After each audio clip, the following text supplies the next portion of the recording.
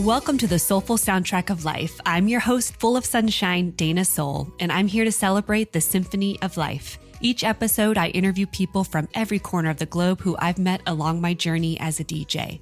Together, we explore the songs that are connected to their stories, experiences, and rhythms that have created their own soundtrack of life. So tune in, turn up the volume, and let the beats of life guide you. This is the Soulful Soundtrack of Life. Hey, music lovers and sun seekers. Welcome back to the Soulful Soundtrack of Life podcast, where we celebrate the songs that shape us, stir us, and sometimes save us. That's a lot of S's, but I'm here for it. I'm your host, Dayna Sol, full of shine. And today's guest is a man who lives and breathes music, storytelling, and the power of a well-timed banger on the dance floor. Mike Walter is an MC, DJ, speaker, and the owner of the ultra-successful New Jersey-based DJ company Elite Entertainment, where he's made a career out of bringing joy, energy, and unforgettable memories to countless weddings and events. He is also the author of the book called On This Date in Music, which is a daily dose of music history, trivia, and nostalgia. And honestly, it is a must read. It is jam-packed, full of music history, and is a super fun, quick, easy read to get in with your daily morning cup of Java. Mike is a super genuine, honest, and a pure example of living a life well balanced. Now, he is also the kind of guy who has seen Prince live 37 times. Yes, 37. He once described a Prince concert as a religious experience, and you'll hear all about it in today's episode. And in this episode, he also opens up about songs that supported him through tough times, the power of overplayed tracks to bring people together, and why we should all be listening to Jake Wesley Rogers with someone who really loves Jake Wesley Rogers. So get comfy, grab your matcha or your favorite sparkling sip, turn up the volume, and join us for a story-rich, heart-opening journey through the soundtrack of Mike Walter's life. Mike Walter, welcome to the Soulful Soundtrack of Life podcast. So excited that you are finally on as one of my guests, and I'm so excited to hear all of these stories that have shaped your life. Thank you so much, Dayna, for having me on. I've been listening to your podcast for a while. I love your focus on music. It's a passion that you and I both share. So it's natural. And I've been like, I hope she invites me on someday. So thank you. Oh my gosh, of course. Inviting me on. Yeah, absolutely. I know it's so hard, obviously, being a DJ and having so many DJ friends and trying to, I want to invite everybody on all at once, at one time. And so, of course, that's not possible. So I would think about, I hope nobody's feelings are hurt yet, that if I haven't reached out. No, my feelings weren't hurt at all. And actually, you know what I have found with people who start a podcast? It's better to be on later after they've worked. And I didn't listen to your first show, so maybe you had no kinks. But a lot of people who start a podcast, their first couple episodes, they have to work the kinks out. So I usually, if somebody asks me to come on, I go, yeah, but not right away. Like, get it established first. So thank you for having me on. Yeah, absolutely. Yeah. So we're into the summer here, as we talked about early on, I guess, early busy season, right? Right. But I know I was going to ask you, I did see a post on Facebook that you posted recently about a quadruple weekend. Is that right? I just that you finished survived 4 through weddings, Thursday, Friday, Saturday, and Sunday last weekend. Yeah. Like that, that just blows my mind. But I loved reading your post because I think that was a message that I think a lot of DJs needed to hear, because I even have thought, how do you get through a quadruple weekend? I can't even do doubles sometimes anymore. And I feel, I consider myself a really healthy person and take care of myself. But so that was neat. So you went, just for the listeners that didn't get to read the post, but you went into detail what it takes to keep your mental energy there, your physical energy, and to get through a quadruple weekend like that with wedding, lots of prep. Yeah, like yourself, Dayna, I'm connected to a lot of DJs on Facebook. Yeah. Facebook tells me I've got 3,000 friends, which it was ridiculous. And I would say probably more than 2/3 of them are DJs. So sometimes I try to offer some advice or suggestions. My experience can help some other people. And, Yeah, so I put that post together, and it seemed to me the biggest tip that people resonated with was switch shoes. I have Oh, multiple okay. pairs of shoes, and I never wear, especially a weekend like that with 4 in a row. I never wear the same pair of shoes 2 days in a row because Okay. even a comfortable shoe it hits your foot in a different spot. So Yeah.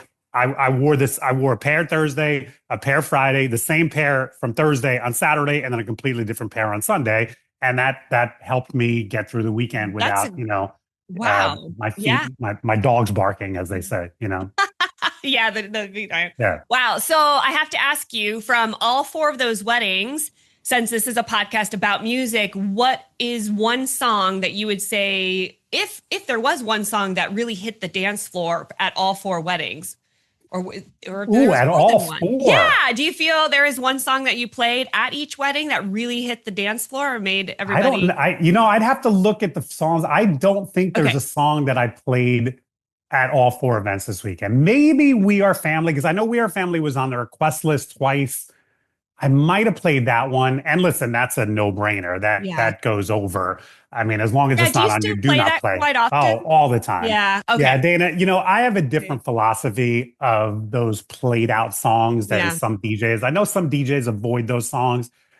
My point is we go to, and when I say go to work, we work 50, 60, 70 weddings a year. So of course we're sick and tired of those songs. But your average party goer, what do they get invited Yeah. to? 2 or 3 weddings a year? And where else are you going to hear Celebration? Where else are you going to hear September? So Hmm. I don't think your average party goer is sick and tired of hearing those songs. I think we I as agree. DJs sometimes impose our taste on our crowd. I mean, I know Hmm. when I drop We Are Family and I see everybody singing along and having a great time, that brings me joy. Now, when Hmm. I'm driving in my car, if I, I love Studio 54 radio from Sirius. If Yeah. I have that on and We Are Family comes on, I can't hit the button fast enough because I'm on my own time and I don't want to hear that song. Yeah. It's played out. But at an event, I'm not. I will play those songs all the time. And by the way, for anyone watching, and I'm off screen, but I've got 2 dogs that I'm petting, and so it might look like I'm nervous with my hands, but I'm just trying to keep my puppy satisfied with. And this is Buddy. He wants to say Yes. hello. What is your dog's name, by the way? That's on This your is lap right now. Buddy. Buddy. Okay. He's a little Shih Tzu, and Oh. Donovan is getting jealous here Ah, because I can see his yeah, face. He's because like, everyone else is getting the Dad, I need attention. Yeah, right, attention. exactly. So that's what my hands are busy Well, we doing love off our camera. furry friends. They're We welcome on do. this podcast. Good. Yes. Glad to More hear that. furry friends, please, for all of my Yeah. listeners. So wait, real quick question about We Are Family. Yeah. The original or like an edit remix that you play? I Or does it depend on the couple? No, it really depends on where I'm putting it in a set. Okay. If I'm playing it early in the night, then I'm going to do the original. If I double back later and play it late night, then I have an edit of that or a remix that kind of punches up the beat a little bit and makes it a little bit more, I don't want to say EDM sounding, but it modernizes it slightly. So that's the version I'll play later in the night. So Okay. probably first half of the night, I'm playing the original. Second half of the night, I might be playing a remix. Yeah. Okay. I love I feel like I follow the same. I have a couple different edits that, again, the same as you said. Either if it's depending on how I'm mixing it, what songs I'm mixing it in between and stuff. So, but yeah, that is definitely a classic song. So should probably throw that more into my rotation after hearing. Yeah, don't be afraid of Don't it. be afraid of it. Unless Just it's like on Love your, Shack. I hate Love Shack, but yet it's still. You know, the song that I hate that I have to play every once in a while is Paradise by the Dashboard Lights. Oh, you do have to play that? And the worst part about that is Yeah. not only do I hate it and I have to play it it's 8.5 minutes long. So it's not like sometimes a 3-minute song you can kind of get out of the way, but yeah, it's 8.5 minutes.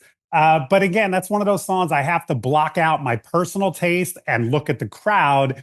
And when they request it, it means that they love it and it's going to be a hit. And, you're going to get the ladies on one side and the guys on the other singing along. So there's plenty of pictures of me on the dance floor interacting with a big smile on my face. Deep down, I'm like, oh, I can't believe I'm hearing the song again. but that's where it's a little bit of an acting Like, gig, if yeah, you will. cringing inside, Yeah, but all yeah. smiles and So you'd energy on the never know. outside. But that's what, that's what we do. We're Right. there to please the crowd and make sure Exactly. everybody walks away that night with unforgettable music memories, as I like to say, on the I dance like that. floor. I like Yeah, that. yeah. So to start off, actually, right now, since we are talking a little bit about, music and playing at weddings, but currently, what is a song that you are listening to right now that you're really vibing with, that maybe you just listened to on a recent run or at the beach day since you went to the beach? Well, I'm going to talk about this young man in a little bit, but Oh, okay, okay. there's an artist by the name of Jake Wesley Rogers who I just discovered a number of years ago. Um, he had just released his first full album. He had an EP out a couple years ago, and it is a phenomenal album. And Okay. I'm going to see him. My wife Kelly and I are going to see him. He's opening for Cyndi Lauper this summer. Oh, And so fun. and it's Cyndi Lauper's supposed last tour, although a lot of these artists say that and then they tour again 3 years later. But Yeah. Cyndi Lauper has dubbed this as her last tour. So what a combination. My favorite young artist is going to be opening, and then Cyndi Lauper is the main act. So we're psyched about seeing that show. And his whole new album, I love it, and I've just been devouring it. I'll have to check it out. Yeah, Yeah. I wasn't familiar with him when I was going through your songs. So To give a good description, he is a modern day Elton John. He is a piano okay. player, very flashy. I went to see him a couple years ago at a club in downtown Manhattan. The huge heels, the very showy. He's homosexual and he's very flamboyant. He's very out. And it just reminds me of, what it must have been like to see Elton John in, Yeah. 76 or 77. Yeah, I just love the guy. He's a great artist. Yeah. Yeah. Well, can't wait to share a snippet of one of his songs in a little bit. All right, you ready to dive into your I local am. soundtrack of I am. life? Yeah. Okay, so the first song represents in the year that you were born. I either will look up a song that is popular just in the top 100 Billboard charts of that year that hit like number one for a consecutive, row of weeks, or there sometimes is a song that's released on your actual birth date. So Okay. this was a super fun song, and I know you're definitely going to know it. But yeah, this was the number one hit in 19. Let's see. Ouch. Are you going to say the year I was No, born? I won't. And then all the listeners are going to go, God, he's old. I'm not gonna say the year. I'm actually gonna be. There we go. Oh, love. Oh, very cool. I didn't know that. Yeah. Nice. So this was one of the top 100 songs on the Billboard This is chart that the year. Young Rascals? The Young Rascals. Rascals, right. Yeah, good lovin'. So I'm actually curious, since you wrote a whole book about, on this date in music, do you recall any other songs from that year that you were born that was popular God. from your book? I was just so curious We if you should would give hear. me some prep on that. No, I don't. I know. Surprise. Although I will say, yes, thank you for mentioning that. If any listener is not aware, I wrote a book called On This Date in Music a number of years ago, which is pretty much self-explanatory. The book is broken down like a calendar where I tell a story of, every day of the year about something that happened on that day. It's so great. When I was done with it and I compiled everything, one of the things I was like, I wonder which decade is represented the most. And the 70s just nudged out the 60s. And I forget the numbers on it, but I think it was like 100 posts about the 70s and like 90 about the 60s. And then the rest were like 50s, 80s, 90s. But so those 2 decades are definitely represented the most in that book. Now, what does that tell you as far as my personal taste? I think that was the sweet spot as far as pop music and rock music and everything else. And not that everything else has been crap since, but I think those 2 decades were the greatest decades for what I consider great music. Yeah, absolutely. Yeah, and for those of you who would love to check out Mike's book and purchase it, it's available on Amazon, and I'm sure you also probably have a link on your website. Yeah, well, I set up a website, so you definitely buy it on Amazon if you want. But if you would like an autographed copy, you can go to the website is the name of the book, onthisdateinmusic.com, and you can order the book from there, and then I'll sign it and send it to you. Yeah, I highly recommend it. It's really cool. I haven't read the whole thing. I just just bits here and there. But yeah, I think it was such a great idea for you to do that. Yeah. What inspired that idea? What inspired it was I Googled and searched on Amazon to see if anybody had written a book like that. Because I thought I would love to read a book like this. And I found that it hadn't been written. Wow. And then I just started doing Facebook posts. Like every day I would do a different Facebook post. I remember that.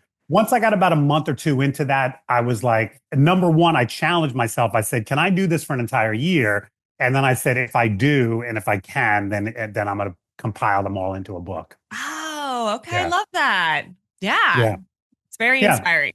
Yeah. Thank you very much. One day I will have a book. Yeah. Okay. So we're moving in from the year that you were born into your childhood years. What is the song that you remember the most that brings back a specific nostalgic memory that stirs feel-good emotions? Is that the way you worded the question? Because I thought you said first memory, and that's what made me rack my brain. First song, yeah. If it was most, I would probably say Crocodile Rock, because I remember dancing around to Crocodile Rock as a kid. But I'm pretty sure my first memory, I think this predates that. I was getting my first communion. I was raised Catholic, and we were preparing for our first communion. And we kind of had this hippie teacher who had us learn dance moves or hand gestures to the Carpenter song On the Top of the World. And we sang it in church and did these hand gestures. And if you have that chorus queued up, I have it ready. I can. So that we're talking like 50 plus years ago. I think I still can't. Oh, wait, I got to back this up if we're going to have a little show here. Hold on. Okay, here we go. Let's see these hand gestures. I'm on the top of the world, looking down on creation, and the only explanation I can find is the love that I've found ever since you've been around. Your love puts me at the top. Oh my God, I can't remember that. I can't believe I remember that 50 years later. Wow. New line dance. I brings back, maybe. That brings back for your guests at the wedding. There. I could picture you out on the dance floor teaching this too. That's amazing. Wow. That brought back some memories. That does. Yeah, so I'm pretty sure that's the oldest musical memory that I have. Okay. Yeah. So that's the first song, from your childhood that you remember. And then, but that's cool that Crocodile Rock would be the most. Yeah, I remember I had that 45, and I used to put that on in my bedroom. My older brother and I shared a bedroom, and we had a stereo, and I used to just dance. And I just used to dance around and go crazy. It was great. I have a memory from Crocodile Rock myself, that high pitch. So my dad used to go around the house singing along to it. And he could nail that. Wow. And high pitch, And I also, Crocodile Rock also reminds me of my grandpa. He used to play the album when we would go visit him in Portland, Oregon. And I just remember him, playing that, and we would be dancing around and so much. So some really good memories of that song. I don't play that often at events, but I just had a request for it maybe a couple weeks ago. And did you? And I played it. The bride had put it on her request list, and it went over fairly well. Really? So maybe that's an oldie I should start slipping in a little bit more regularly. Yeah. I love that. Okay. Yeah. So now we're moving into, I kind of give you an option to choose which decade, like the teenage years, college years. Yeah. So what song sticks out you to the most, depending on what, decade you chose? When you pose that question, I used to love going to dance clubs. When I was a teenager, first of all, drinking age was 18 when I became of age. So I was able to get into clubs at a fairly early age. And I was a dancer. I mean, I'm not a great dancer by any means, but I loved dancing. I loved going out to clubs, and I loved dancing. And I have a very vivid memory of dancing to Wanna Be Starting Something at a nightclub in New York City. I think it's the first time I had heard the song. So maybe Thriller had just come out, or maybe the DJ got some kind of promo. And I should have told you about this one too, because the memory I have is the break of the song, which comes a lot later. Okay. The Mama Say, Mama Sama, Maku style break. Yeah. Okay, we'll find it. Inside of a club, it blew my mind, the way it just totally drops out, and the chant. And then later in the chant, the horns just start coming in a little bit. And I just remember being in the center of the dance floor on a club, hearing that through a big system Mm. and being just blown away and What a transported great somewhere else. memory. Yeah. Ah, And just for the listeners to understand, not only I wasn't a big Michael Jackson fan, I was a huge Prince fan. And so yeah. kind of as a Prince fan, you almost couldn't like one of the, if you loved one, you couldn't love the other, which is so stupid. But I almost remember having this kind of like, oh, Michael Jackson, he's not all that. Prince is all that. But yeah, I do have to say the album Thriller, the entire album Thriller, uh, dominated that entire year. What was that, Mhm. 83 when it was big? And to me, Want to Be Starting Something is the best song on that whole album. I love this song. So Yeah. let's see if we'll try that part that you're talking about.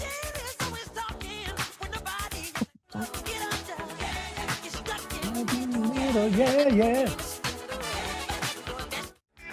Like those horns right there are so cool. But then Yeah. when the breakdown comes, they disappear, but then they kind of come back in a little bit, and that just boom blew my mind. Yeah, I forgot what part of the song is that. Same. it's late. I know the break is late in the It's song. late. Yeah, There we go. That part. yeah. So now it's gonna break down. Oh man, hearing this through the earbuds, it's just not like There we go. right here. Now listen to the horns just kind of bleat in here. Right there. Oh man. What a song. Oh my gosh. And you know what I love about that as a DJ? I don't play that one that often. No, So me neither. for me, Billie Jean and Don't Stop Till You Get Enough, those are kind of like played out Michael J. PYT is kind of played out for Uh-huh. me.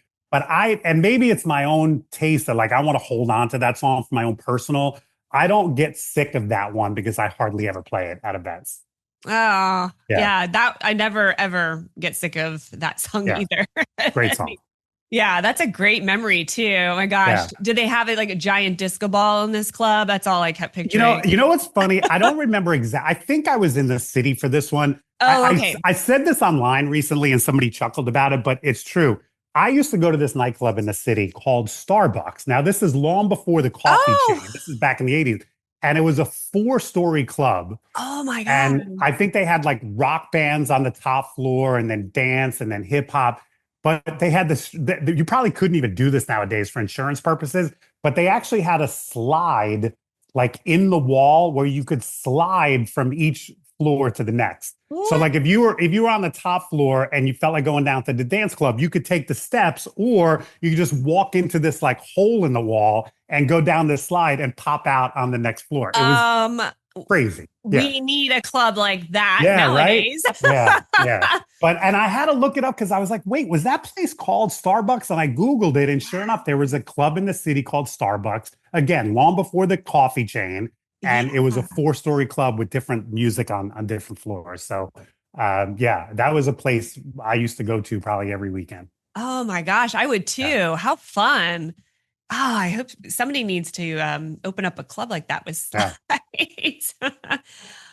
Okay, so moving through. Oh, yeah, that's what we already talked about. So yeah, moving on into just your general, in adult life, how we face a lot of different challenges that life will throw us. And I asked you in a specific song that helps you get through any challenge that you have faced in your adult life. So tell us a little bit about So this was the song, question. and then- This was the question that took me the longest to answer, Dana, Okay. because music has helped me get through so many moments in my life. Absolutely. I thought about my divorce back 25 years ago. There were a number of songs and albums that helped me get through that tough time.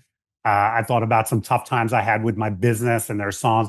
But what I chose was the most recent occurrence, and mainly because I wanted to talk about this young artist, Jake Wesley Rogers, who I've already had a chance to talk about. I got turned on to him during the pandemic. He released a song called Weddings and Funerals, which I listened to, and it really kind of blew me away. And then I think it was his next release or the release after that was called The Middle of Love. Mhm. And that came out in 2021. And I don't know what your 2021 looked like, but mine was insane because 2020, our entire industry shut down from the pandemic. And we started opening a little bit towards the end of 2020. So I was doing a couple of weddings here and there, but for the most part, not a lot of work. And even in the first quarter of 2021.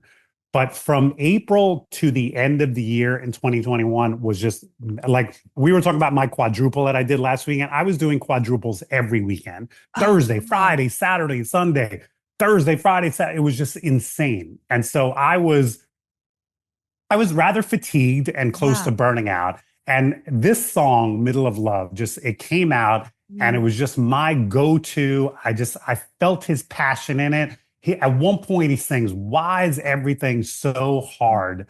And he screams it at one point towards the end. And I used to drive and scream along with him. So I mentioned I got to see him in a club, I think like early 2022. And I bought the VIP package, which got us into the club early so we could be up against the stage, and also got us a meet and greet with him. So I had this whole thing planned out where I was going to meet this young guy and thank him for that song and tell him how it helped me get through this very tough year in my life and everything else. And I got choked up. I couldn't finish. I'm shaking this kid's hand and I said, "Listen, I just wanted to thank you for the Middle of Love. It really helped me." And then I couldn't. And my wife was standing there like, "Mike, it's okay. It's okay." I literally got so choked up, I couldn't finish it. So, but yeah, I'm so happy for this young man. It looks like he's being very successful in the music business. Like I said, he's opening for Cyndi Lauper. So I think that's a huge break for him. And I'm hoping it's going to turn him onto a whole new audience. And I think he's an incredible artist. So listen to, if you've never heard of him, seek him out on Spotify, Jake Wesley Rogers. Listen to some of his stuff. His new album is great. And I think Middle of Love, and I don't know if you have any of that. You can play I it. have it ready to go. So let's hear a little bit of it.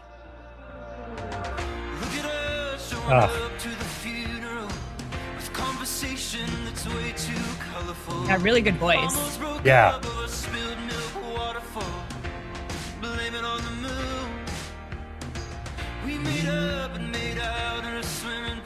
I'm gonna try to find the chorus.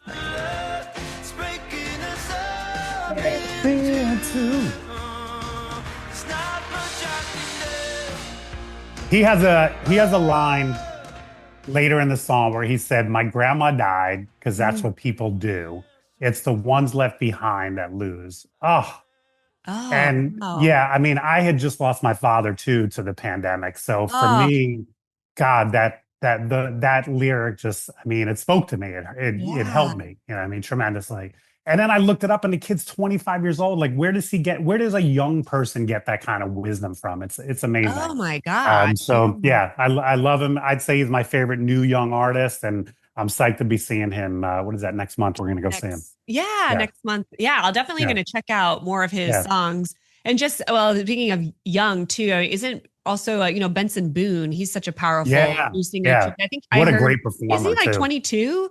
I think you're very, I think he's very young as well. Yeah. Excellent performer. So I think it's true that there are some people who are old souls. Yeah. And they have wisdom early in life. And I think Billie Eilish was like that. I mean, didn't she break on the scene in her teens? And the songs she was writing were like very advanced. And, where does a teenager get this kind of worldview from?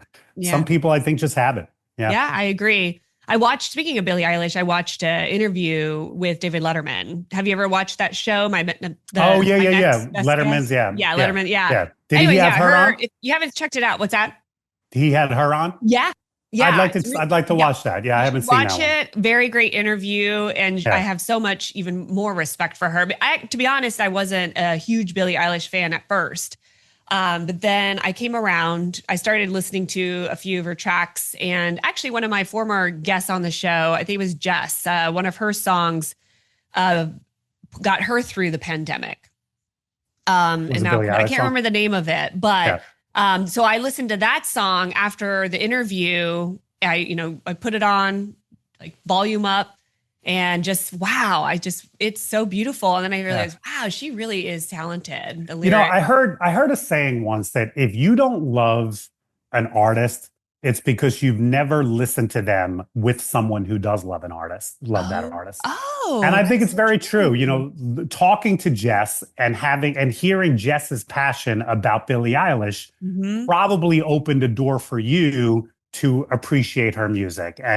And if my doing that with Jake Wesley Rogers helps you or any of the other listeners, I hope it does, because again, he's such a talented young man, and I hope to see him at that level of success someday. I think I think you're absolutely right. And I think also for me, since I mentioned watching the interview with David Letterman, honestly, watching interviews with these artists also gives me a deeper appreciation. Absolutely. For them, especially the in-depth, interviews. Because I know the show that you're talking about with Letterman, it's an hour-long show devoted to one artist. Usually these late night talk shows, they get like a 7-minute segment with somebody. Right? How in-depth can you go in that 7 minutes? But these shows, like I'm a big Howard Stern fan. When he has somebody on, it's usually like a 90-minute interview, uninterrupted, no commercial breaks or anything.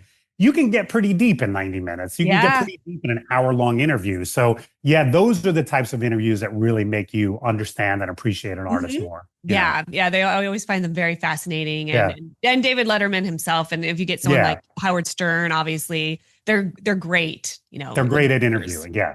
So. All right. So we're moving on. Okay. I'm really excited about this next song. And because obviously I know you're a big Prince fan and I love Prince too. And this song in particular, I was so surprised. I remember it myself when I first heard it, like dancing around, in my bedroom and stuff. So this song by Prince, you play to celebrate any of your wins. And again, like I said, I could have given you 100 different songs as an answer for that. But I did want to work a Prince song in there somehow. Yeah, of course. If for no other reason than to counteract the Michael Jackson song. But to me, Bat Dance is one of his best. It's such a fun, there's so many different tempo changes and little jokes. And, he was able to get, because he was working with the producers of the movie. So he was able to work in snippets of audio from the movie. And I just think the whole song is incredible. And if you remember the video from it too, where where Prince dresses up basically as like half Batman and half Joker, like his face is made up differently. Which is so unique and clever. And it's just such a great. It is. I know. I don't even know what I feel we need to bounce around in the song, because the beginning, it's just so it's just all over the place. Like the beginning itself. We got a live one here. Yeah. And that's Jack Nicholson from the movie, And then goes into this. I don't know what instrument. Do you know what instrument creates this? No. I don't know. Yeah. And then it goes. Yeah. And Prince was a big drum machine guy. So that's definitely that is a drum machine right there.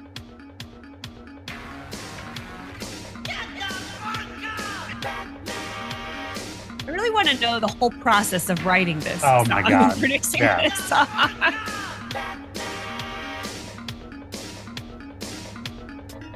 By the way, in the history of music, there are so many examples of artists using the word funk, F-U-N-K, to kind of take the place of the F word. Get the Funk Up, obviously, is one of those examples. Yeah. Prince did it also in Erotic City, where, what does he sing? Let's Funk All Night, or something like that. There are so many examples of artists using the word funk to take the other F word's place. And that's a perfect example. Get the funk up. What do you think he's really saying? Yeah. Was there any fun facts about this song in particular that you have ever remember reading? I mean, I talk about this in my book too. Yeah, I figured you did. When they were producing that first movie, they approached Prince about using some of his older songs in the soundtrack. The scene where Party Man, if you're familiar with the movie, the scene where Party Man is in, which is where the Joker breaks into the museum and they spray paint all the paintings and stuff like that. They originally edited that scene to 1999, and they asked Prince for his permission to use 1999. And Prince was like, no, I'll write you all new music for the movie. So they didn't even approach Prince about working on the soundtrack. It was Prince who said, I don't want you to use old stuff. I want you to use new stuff. And they were like, of course. And so he made an entire album as a soundtrack to the movie. And I think it's my favorite Batman movie. Now, obviously, it's my favorite Batman movie because it uses Prince music. But I just think that helped that movie really stand out and become very unique. I agree. Yeah, for sure. Yeah, that was fun to hear that. I hadn't heard that track for a And while. Bat Dance is not moved and is not used in the movie, but it's basically like a trailer for the entire movie. If you listen to the whole song, it's basically there's enough snippets from the movie in it that he's basically retelling the entire movie in that one song. You know, Yeah, yeah. yes. Everyone go check that out if you have not heard Bat Dance.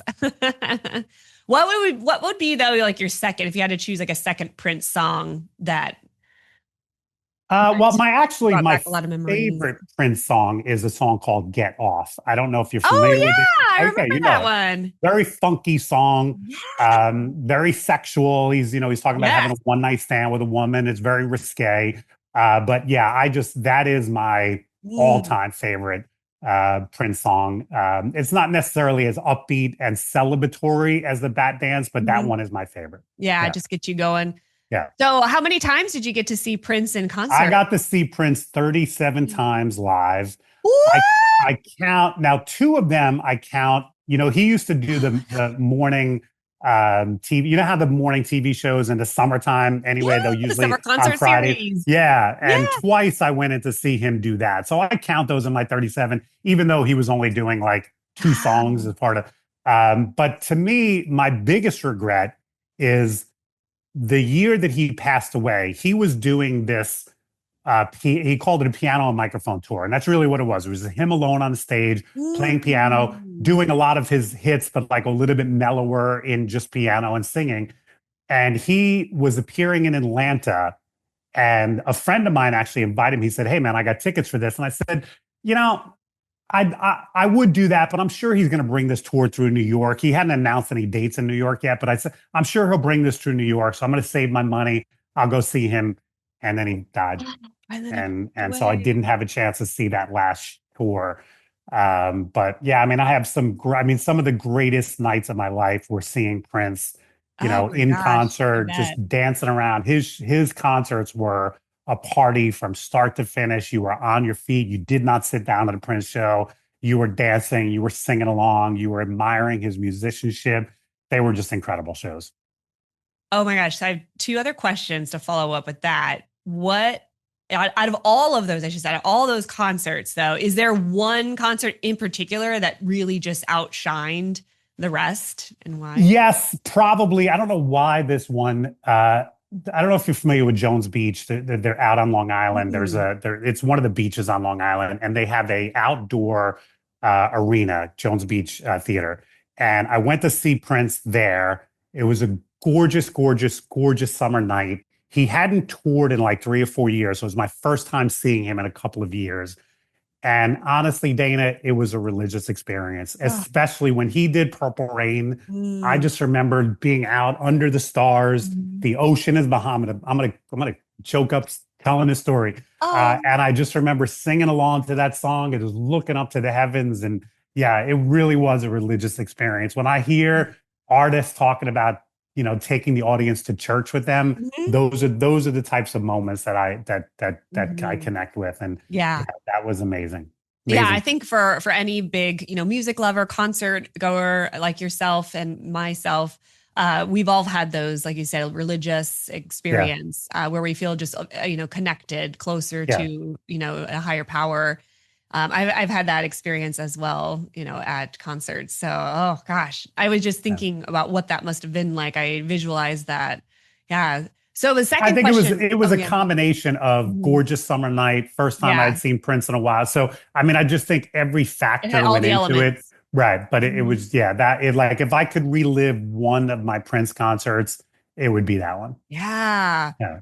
That's great. And after out of all of these concerts, I was so curious. Did you have a go-to concert buddy that would go to these concerts with you, or did it change, or did you go see him solo a lot? I never did. I ever go see Prince solo? I never did, and I'm not opposed to seeing concerts solo. I just Yeah. went recently. Kelly was away for the weekend. There was a Beatles cover band playing, and I just went by myself. Yeah. Sean Big Daddy and I go to a lot of concerts. We Oh, go do to a you? lot of, yeah, my wife isn't a big classic rock fan. So a lot of times when I want to go see a classic rock show, the conversation usually goes, honey, would you want to see The Who? And she'll be like, not really. And then I'll go, Sean, you want to go see The Who? So a lot of times the conversation goes like that. So yeah, I mean, Big Daddy and I have been to God, Rod Stewart, The Who, the Eagles. I mean, we've been to a lot of shows together. Elton John, we saw together. Oh, wow. So we've been to a ton. Meatloaf, I So did remember. did he go to Uh, any of these Prince I concerts don't with you? know. I That's what don't I was think thinking. If Sean. you had like one person that went No, to all of these Prince concerts with you. not really. No, Oh, I okay. mean, Kelly went to a lot, Okay. and she wasn't the biggest Prince fan, but she enjoyed. I mean, Yeah. listen, you would love it. Did you ever see him live? I did. I was going to tell you Yeah, about that. My you experience seeing him. Yeah. you loved it, I'm sure, I right? loved it. I got Yeah, to see him in LA at the Coliseum. He did a nice. pop-up show, a series of Oh, cool. random, and you only found out about it through a word of mouth type of Yeah, situation. So it was unadvertised. And yeah, we just so happened to hear about it, and we nailed tickets and showed up at the Coliseum, and he performed his heart out. And it was not a huge crowd because, as I said, it was literally just word of mouth. He just decided to do these pop-up shows yeah. in LA. And I was, living out there at the time. And my regret about that is the person, I'm not going to name him, that I was with seeing the concert. He wanted to leave early. Oh, And no I way. loved How can you leave him. early at a Prince concert? And we had already been there about almost 3 hours because he was still going. It was Yeah. and I was really disappointed that, he made us leave. And that would be my regret. But I still remember, snippets of that concert in my head, just seeing him sing there on stage. The stage was shaped like his, guitar. And Yeah. ugh. Prince used to do after shows a lot. So in other words, and that's how much he loved music. He would do a concert and then go to a club afterwards, like a small nightclub, and do Mm. an after show. And there were a number of times I went to see him at like Madison Square Garden. And this is pre like internet or anything else. And you would just kind of pick up a buzz about, hey, go down to this club afterwards. And we would go down. And Oh, sometimes he never showed up. But there were a number of times where I got to see him in like a 200 person, nightclub. wow. And I mean, he wouldn't hit the stage sometimes till 3. I remember one time I went to see him live, and then I went to this after show, and I was with a date at the time. I forget who it was. And she was finally like, I'm leaving. I'm not staying for this. So she took a cab home, and he didn't hit the stage probably till 3 in the morning, and then played till dawn. And those shows were great because he would not have any kind of set list whatsoever. Uh-huh. And a lot of times he would just finish a song and be like, anybody want to hear anything? And people would yell out stuff, and he'd play a song, and he did tons of covers at those shows. I remember him doing ABC by the Jackson 5 at an after show and just tearing it up, having fun with it. And you could almost tell, like, I don't think he's ever played this song before, but he was such a great musician that he could play it and have fun with it. And yeah, those were some of the best nights. I still think I have ringing in my ears, whatever that's called, tinnitus. And I'm pretty sure I got it at a Prince after show back in the 90s, because I remember one where my ears were literally bleeding, and Prince literally was looking backstage and going, "Hi, make it higher." And we were all going, "No, no, no, it's high enough. It's high enough." Like, Oh my blowing our God. eardrums out. But Oh, yeah, those are some amazing nights too. Yeah. wow. It sounds like it. Wow. You could Yeah. write a whole nother book about all I of your could, concert about all my Prince experiences. shows. Yeah. Yeah. Yeah. Oh my gosh. I love hearing all these stories. So much fun. All right. Are you ready for the final surprise question? Oh, yeah. I didn't know there To was wrap one. up your Okay. your soundtrack of life. All right. So if you had to choose just one song, that this is the title song of your whole album. So think about all the songs that we've already discussed today, and it could be one of those. But usually this song is something that you will think of within a few seconds, and it's just one that really makes your soul dance when you press play, and that you feel like this is the song of your soundtrack of life album. So it has to be a dance song? No, not necessarily. Mm-mm. Okay. No, just Wow. something, because it can still move, make your soul dance and not necessarily be a high energy song. Okay. Something that So moves you and that you feel really encompasses, your whole life looking at Right. it. So I'll give you an answer to that first, but Okay. before I do that, I was really surprised when you interviewed Joe Bunn in this format. I was surprised he didn't bring up this fact. A number of years ago, Joe put together I'll call it a show or whatever, and he put it up on, I think, on Mixcloud. Okay. I think he called it My Life in 15 Songs or My Life in Oh, 20 Songs, where he told a bunch of stories about a song and how he remembered it from his youth or how it impacted his life. And then he would play the song. And I remember loving it so much. I called him. I'm like, Joe, I hope you don't mind, but I'm going to steal your idea because I loved it. And I did the same thing. So if you want to find that, you can find that on Mixcloud. I made it. I made 2 volumes, My Life in 30 Songs. So I did volume 1 was the first 15 and volume 2 was the second. And to me, I've gone to therapy in my life. This was better than therapy because it was a great way to kind of relive my life and tell some stories and everything else. So I'm trying to think of the songs that I talked about there and which one, if I had to narrow it down to one. Are you familiar with the artist Pete Yorn? Yeah. Wait, Pete Yorn is a singer-songwriter. Yeah, right? not young anymore. I mean, I got turned on to Pete Yorn was one of those artists that his first album, which is called Music for the Morning After, came out right around the time of my divorce. How do you spell his last? Yorn. Oh, okay. That album came out right around my divorce. And it was one, like we talked about earlier, there's so many moments in my life where I kind of needed music to get me through an emotional time. And the opening song on that album is called Life on a Chain. Okay, and, I see. And it's one of those songs that like, it's very, very open to interpretation. But the way I interpreted it, especially at that time in my life, was you're going through a tough time, get through this, and then things will be better. And then, and so I would say that song. If you made me pick one, this is on the spot. I might pick a different one tomorrow if you ask me the same question. Yeah. I would say Life on a Chain by Pete Yorn, and mainly because of where it helped the part of my life that it helped me through, if you will. Yeah, I love that. Yeah. Well, I'll play a little snippet of it. I have pulled it up here, although I'm not hearing it. Interesting. Wow, I don't know why it's not playing. Okay, well.